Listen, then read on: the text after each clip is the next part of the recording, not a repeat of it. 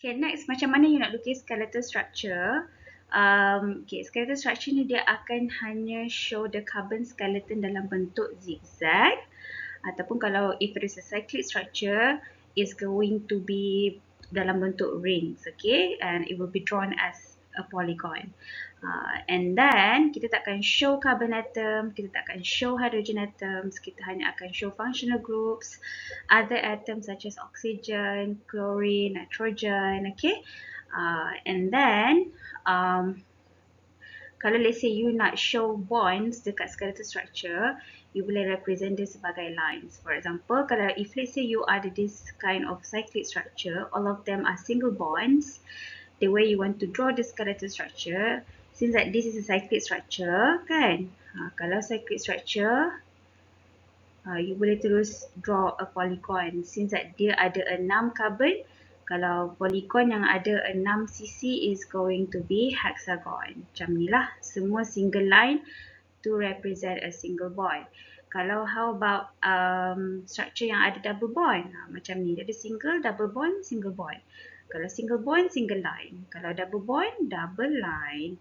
How about this one pula? Kalau let's say triple bond, macam mana pula? This one triple bond, this one single bond. Kalau triple bond, just buat ada triple lines. That's all.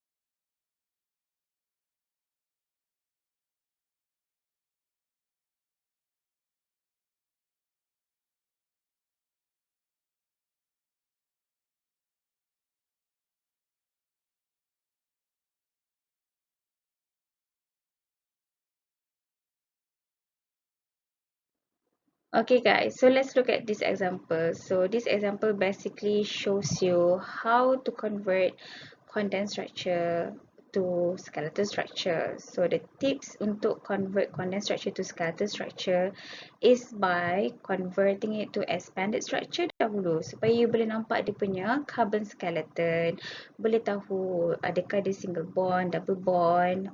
Okay, so if let's say you ada this kind of condensed structure, you can see here this carbon is bonded to another 2 carbon atoms. Okay, so kita buatlah. This is the first carbon atom, and then this is second carbon atom, dia bond to this one, and this carbon atom dia akan ada another carbon atom. Okay, sebab this one it shows yang dia ada substituent lah. Okay, and then next this carbon atom dia akan buat double bond with the next carbon atom. Okay, and this carbon atom dia akan buat single bond with this carbon atom. And this carbon atom dia akan buat single bond with Cl atom. Okay, perlu ke nak letak H? Tak perlu pun, sebabnya kita just nak tahu dia punya carbon skeleton supaya you boleh tahu skeletal structure dia bentuk macam mana. So if you can see here, you boleh agak dah berapa carbon atoms yang you need to do the zigzag. Okay, so you boleh tengok kat sini, this gonna be the parent carbon. So parent carbon is from this carbon atom until this carbon atom. Okay, so basically this parent carbon atom ada berapa banyak carbon? 1, 2, 3, 4. So you bolehlah buat zigzag yang ada 4 carbon atom, dan dekat carbon number 2 and 3 you boleh buat double line to show double bond. Carbon number 2 pun you boleh buat satu tangkai untuk show yang dia ada substituent CH3, and also carbon yang last sekali tu you boleh buat satu tangkai untuk show yang dia buat bond bersama Cl. So next, untuk buat skeletal structure, it will look something like this. Okay, 1, 2, 3, 4 kan. Carbon yang kedua ada CH3. Carbon kedua dengan ketiga ada double bond. Carbon yang keempat ada Cl. So, letaklah Cl. Yang ni kena letak carbon ke? Tak perlu, because carbon kena sorok. So, itu je lah skeletal structure for this condensed structure. Okay?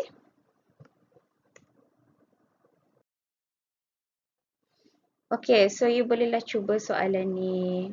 Kalau let's say you ada condensed structure, nak convert pada skeletal structure, apa yang you have to do first ialah outline dia punya carbon skeleton dahulu.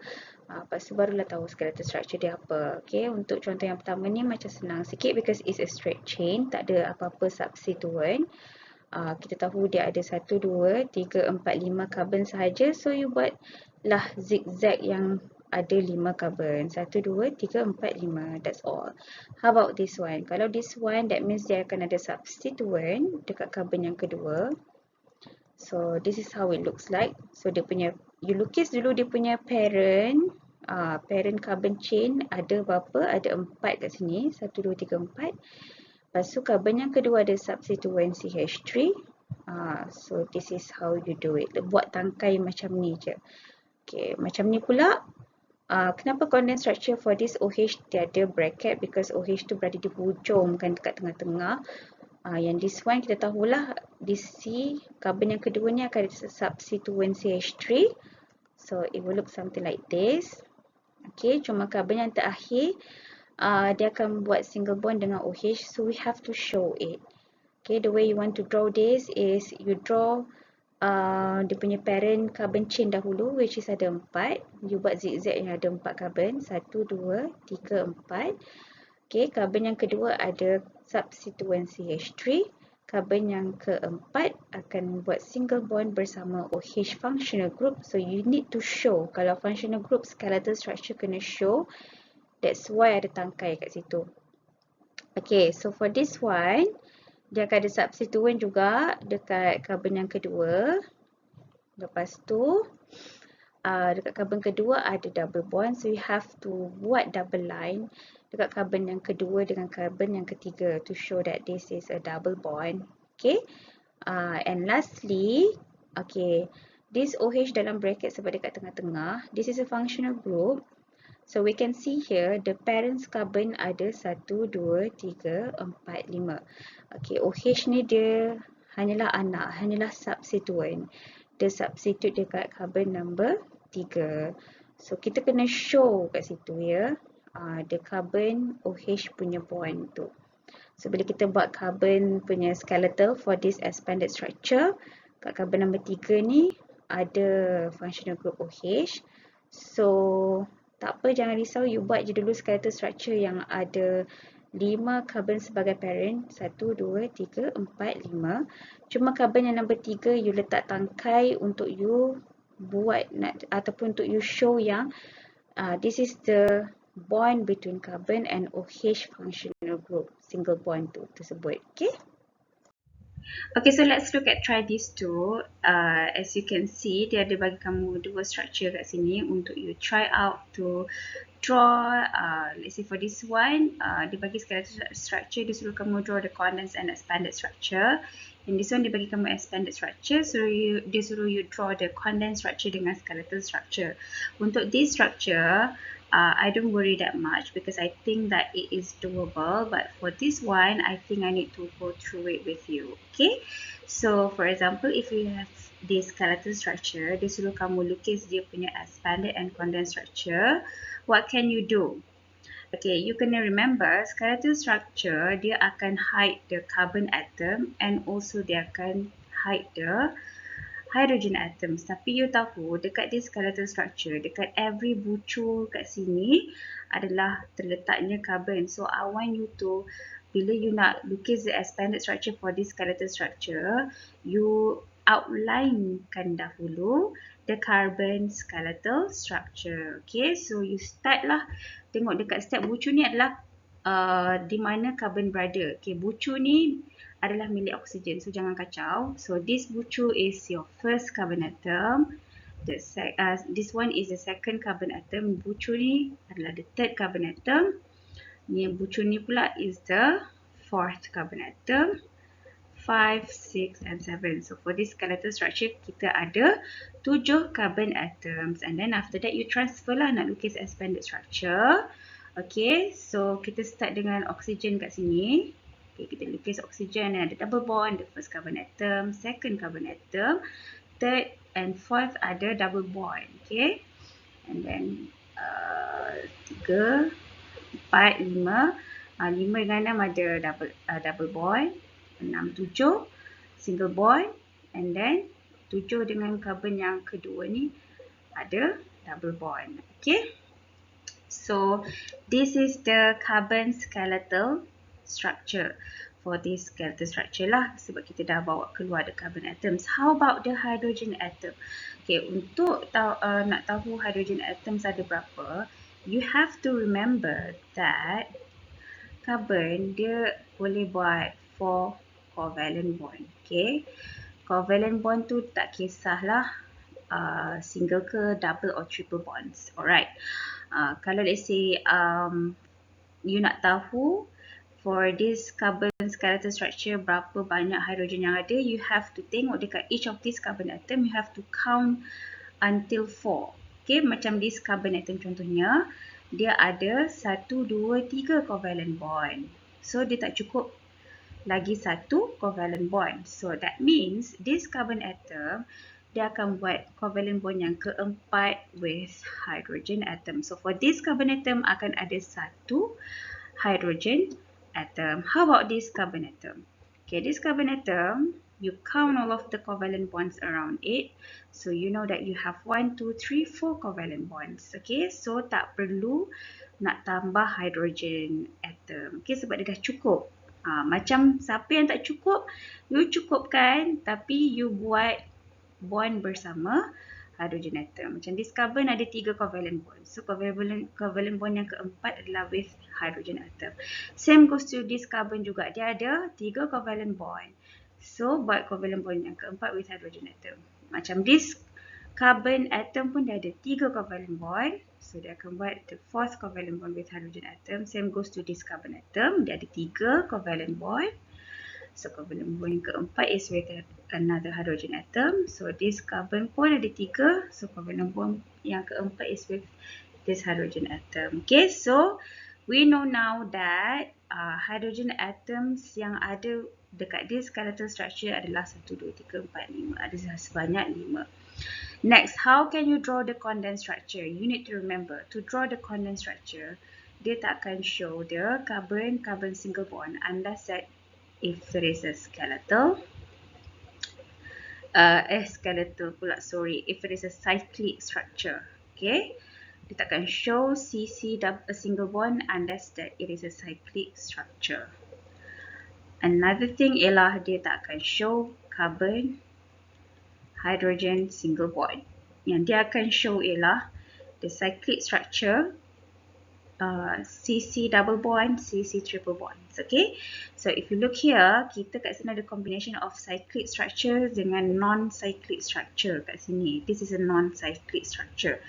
So for a non-cyclic structure, kalau double bond memang kita show. Kalau yang this one, carbon hydrogen single bond, kita tak akan show. Alright? Tapi untuk all of this cyclic structure, carbon single bond ke, carbon double bond ke, we have to show it. Tapi yang carbon single bond hydrogen memang dia cyclic ke, dia tak cyclic ke, we need to hide it. So therefore, the condensed structure for this expanded structure will be looking something like this. Okay? Kita tak show any of the, tak kisahlah ada cyclic ke non-cyclic.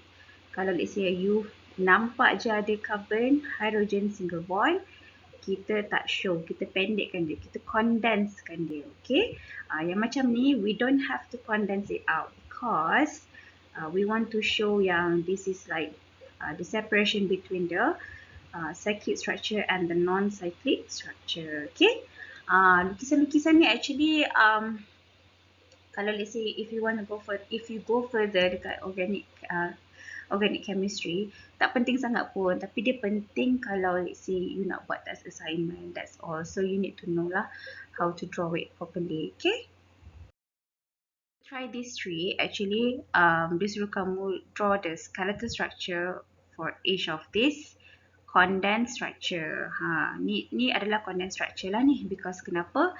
Because dia suruh the carbon hydrogen single bond and also carbon single bond. Okay, so all of these are condensed structure. Okay, lepas tu dia suruh kamu draw the skeletal structure. So how can you draw it out? Kalau let's say you pro, you boleh terus buat lah. Kalau tak pro, tak ada masalah pun, tak pro. Tapi you boleh convert dia kepada expanded structure dahulu before you want to convert it to the skeletal structure. Okay, so as you can see here, the first one, you can see that dia ada 1, 2, 3, 4 carbon atom as the parent. So you can see 1, 2, 3, 4, and then carbon yang kedua ada substituent, ada anak Cl. So buat saja tangkai untuk show this is the tangkai between carbon and Cl atom. Tapi carbon kita sorok. Okay, macam ni pula if it is a cyclic structure, terus buat bentuk segi empat macam ni lah. Okay, terus buat polygon structure. For this one, kita ada 1, 2, 3 sahaja carbon atom as the parent. Cuma yang this one kita kena buat tangkai untuk show this is the bond between carbon and also OH. Kena buat tangkai itu.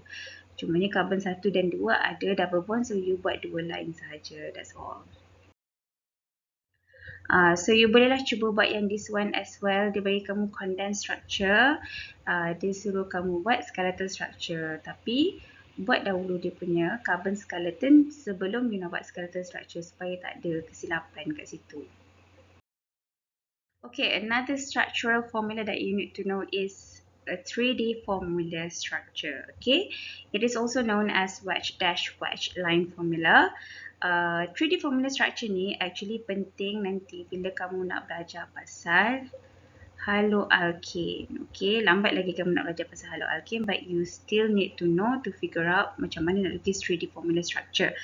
3D formula structure ni basically it only occurs to the carbon sp3, di mana carbon tu dia ada 4 sigma bond, 1, 2, 3, 4. Okay, dia akan happen to the carbon sp3.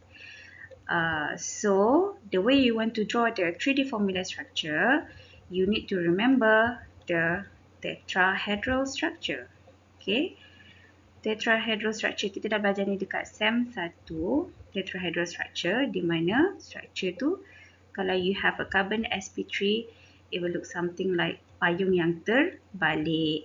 Cumanya bila you have to draw it in 3D formula structure, you kena letak wedges bond and dash bond. Okay, this is a wedges bond, this is a dash bond. Okay, to show that kalau wedges bond ni maksudnya satu bond tu dia menghadap ke depan. Okay, yang this dash bond pula nak tunjukkan dia satu bond tu dia menghadap ke belakang. So the way you want to draw this kind of structure in 3D formula structure, it can be either this one or this one or this one. Okay, dia tak ni pun tak kisah dash dengan wedges ni kat mana, asalkan you ada carbon, ada 3 hydrogen atoms, ada 1 Br atom, tapi kena make sure you lukis di dalam bentuk tetrahedral, and akan ada 2 line biasa, 1 wedges bond, 1 hash bond, wajib ya kalau nak lukis 3D formula structure ni. Okay, the next thing that you need to know is about classification of carbon atom. Macam mana you nak tentukan the class of carbon atom ni? Okay, first thing first, before you nak classify the carbon atom, you have to make sure the carbon atom must be sp3. Apa tu carbon sp3? Carbon yang ada 4 sigma bonds. Okay, 4 single bond. What happen kalau let's say you ada carbon tapi dia ada double bond? Macam ni lah. 1, 2, 3, 4 kan. Okay, you cannot classify this kind of carbon atoms. Okay, sebab dia bukanlah carbon sp3. So you have to make sure carbon tu ada 4 single bond, barulah you boleh classify the carbon atom. Okay, macam mana nak classify? Okay, kita ada 4 jenis class of carbon atom: primary, secondary, tertiary and quaternary carbon atoms. Okay, it all depends carbon tu dia bonded kepada berapa banyak carbon atoms. Okay, for example, this is a primary carbon atom. This is a primary carbon atom because kenapa? Dia hanya bond kepada satu sahaja carbon atom di sini. Okay, tak kisahlah dia CH3 ke, dia CH2, CH3 ke, asalkan dia bond dengan satu carbon atom, this carbon sp3 akan dia punya kelas tu akan jatuh kepada primary carbon atom lah. Okay, this is a secondary carbon. It is because this sp3 carbon atom dia bonded to another 2 carbon atoms. Okay, ni contoh je kalau dia bond pada CH3. Tapi kalau let's say you dapat CH2, CH3 ke macam-macam lah, tapi asalkan dia melekat dengan, the key here is asalkan dia melekat dengan carbon, the next 2 carbon atoms. Okay, so dia akan jadi secondary carbon. This is a tertiary carbon. Why? It is because dia bond kepada another 3 carbon atoms. Okay, janganlah you ingat the CH3 saja, tak kisah, asalkan dia bond with another 3 carbon atoms, dia akan dikenali sebagai tertiary carbon. How about this one? This is a quaternary carbon. It's because dia melekat with another 4 carbon atoms. Alright? And then you need to know how to classify the hydrogen atom. Okay, kalau nak classify hydrogen atom, kita ada 3 jenis classes of hydrogen atom, such as primary hydrogen, secondary, and also tertiary hydrogen atom. Okay, so the classes of hydrogen atoms ni, it depends on the classes of the carbon atoms. Okay, contohnya for this carbon atom is a primary carbon. So any hydrogen yang melekat pada primary carbon adalah primary hydrogen. Dia punya kelas dia primary hydrogen lah.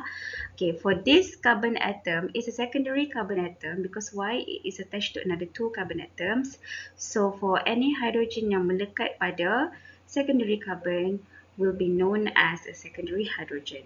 Okay, for this one, this carbon atom is a tertiary carbon atom. Why? Because this carbon dia attached to another 3 carbon atoms.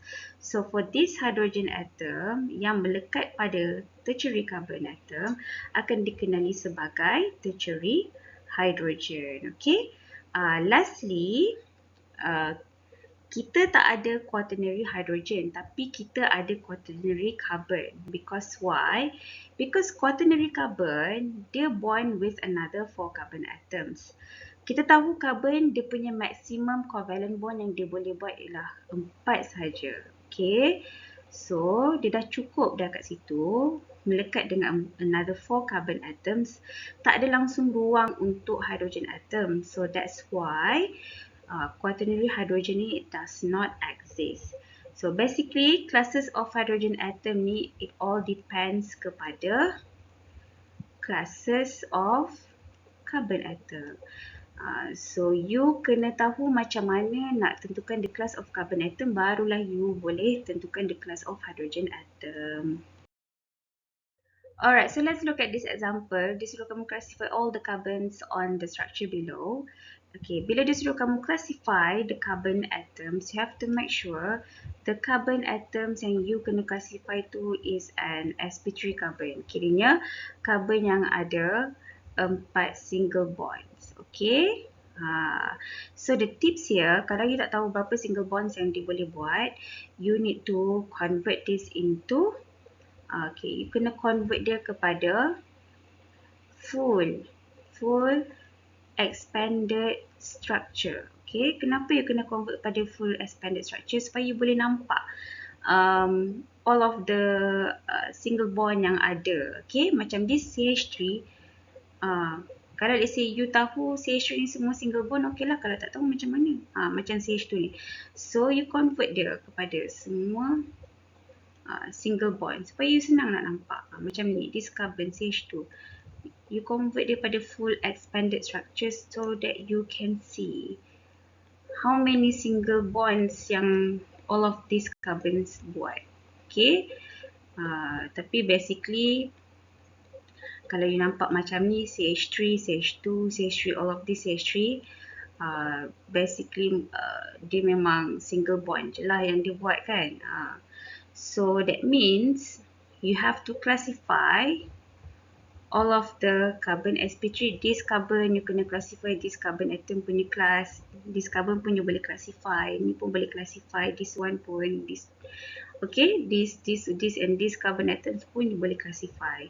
Cumanya nak classifykan dia, you have to look at, contohnya if you want to classify this carbon atom, you tengok dia attach dengan berapa banyak carbon atoms. Tengok, oh dia attach dengan satu sahaja carbon atom. So that's why this gonna be the primary carbon atom. Macam this carbon atom, okay, dia attach with another 2 carbon atoms. Therefore, this will be a secondary carbon atom. Okay, for this carbon atom, dia attach with another 3 carbon atoms. 1, 2, 3. Tak semestinya this one kena CH3 That's why I told you guys can be CH2. Asalkan this carbon atom be attached sahaja dengan 1, 2, 3 another 3 carbon atoms. Therefore it will make this carbon atom as the tertiary carbon atom. This carbon atom dia melekat dengan satu sahaja carbon atom di bawah sini. So it will make this carbon atom as a primary carbon. Okay, this carbon dia attached kepada another 2 carbon atoms. So it will make this carbon atom as a secondary carbon.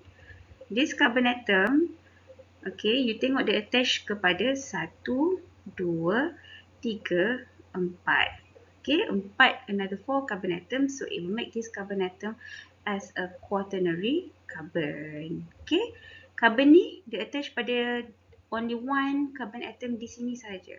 So this will be a primary carbon.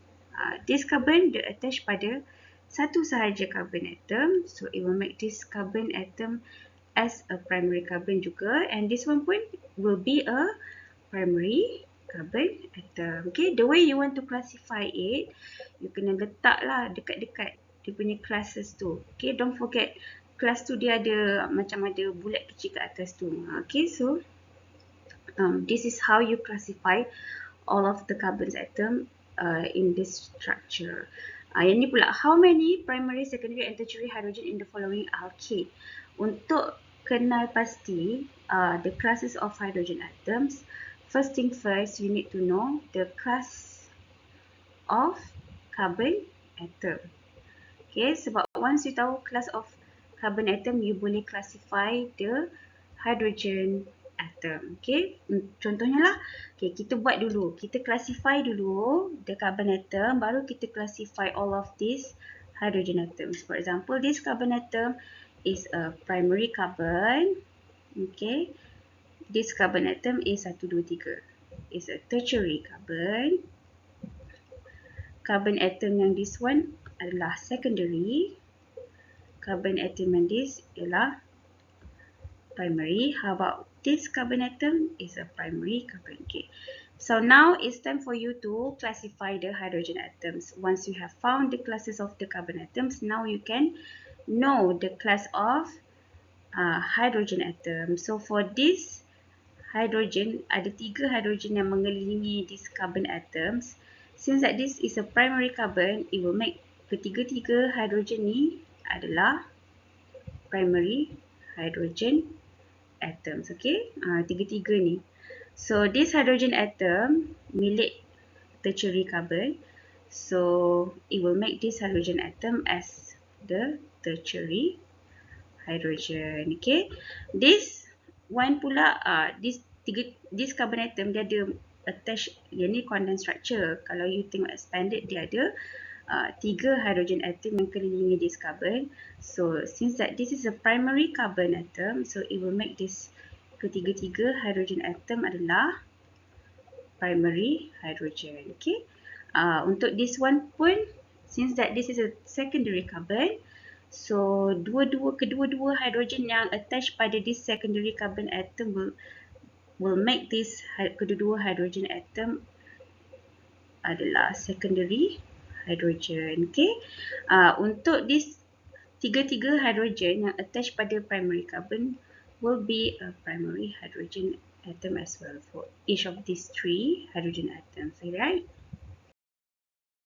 Okay, next is kamu identify the class of hydrogen in the following molecules pula, and label at the hydrogen atoms. Label the class dekat hydrogen atoms.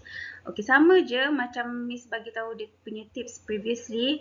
Untuk you know the class of hydrogen atoms, you firstly need to know the class of carbon atoms. Okay, so you can try this out and check the answer dekat sini ya. Okay, so I think that's all for 4.1. Thank you guys for watching.